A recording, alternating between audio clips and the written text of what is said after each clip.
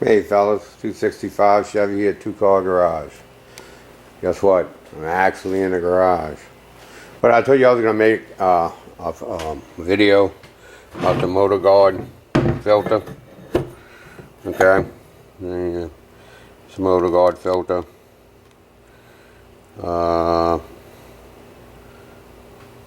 M60. Alright, the reason why I'm making this video is that you see one on my bench, and you see another one right here in my air inlet.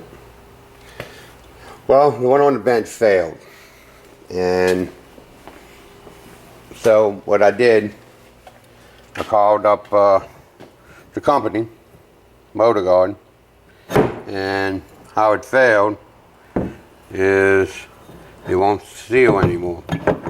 And the reason is that. Look at the corrosion. It cracked off the powder coat right here. This is aluminum. Okay. Now, talking to the rep he said, well, she said actually, that the reason why it failed, MotorGuard is a company that actually sells to body shops. That's primary where most of their sales go to. They realize that a lot of home DIY guys are starting to buy their filter. So in their instructions, they say that they should replace the filter, which is right here, at least once a week. Alright, well, us DIY guys don't use it enough to replace it once a week, so we leave it in there. Now, what she said what they find happening is that if you don't replace them once a week, like the body shops, because they use it all the time, so once a week it's probably once or 2 weeks, they replace it or whatever, or they replace it every time they paint a car or something like that, that they replace enough that the moisture don't stay in the filter, the toilet paper roll. She goes, you turn off your compressor, it stays wet, it stays moist. Even if the airline is open, it's going to grab the moisture out of the air. I live in Louisiana, so this thing always stays wet. So when it stays wet, this is what is starting to happen to their filters. It's starting to fail. They would not replace it. They would not warrant it. I bought it over a year ago, so, and I told them I understood. So what they suggest to do, and I told them that I was going to make a YouTube video of it, so she said I was going to be a spokesman for Louisiana at least, was after, say if you use it a couple of days, it's fine, keep the filter in it.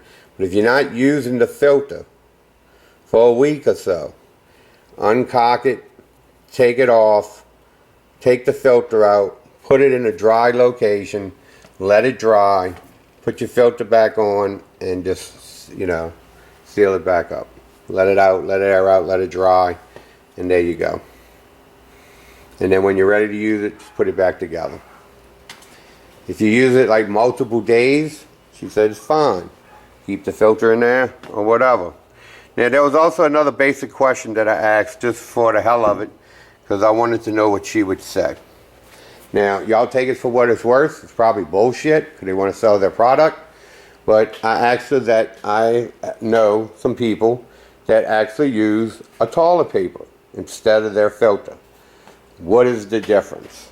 She said the difference is that if you have a high compression of air going through a toilet paper and it's soaking wet, is that the toilet paper is going to fail and it's going to break loose and it's going to go into the airlines.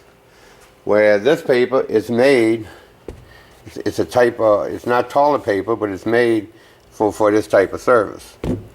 Now I know that I've seen, VW Darren and a bunch of other people that just takes toilet papers and throw them, and they probably work fine, but they probably remove it and replace it pretty often. They probably use it a lot.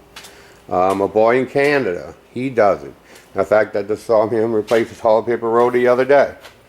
But I wanted to give y'all a little update on this because, you know, I know a lot of y'all are starting to buy these and everything. So I just want to let y'all know that, you know, how this works and stuff like this. This one I probably, I mean, it is, I mean, just coming up off the, you could just see it. I mean, it's just coming right up off the aluminum.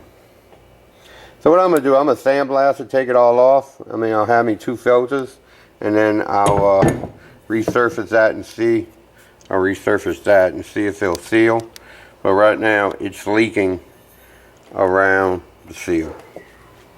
The bottom is fine. Bottom's got a couple little spots where, yeah, it's failing. Bottom's failing too. So I mean, the aluminum is, I guess, oxidizing, and it's pulling up the powder coat and it's making it fail.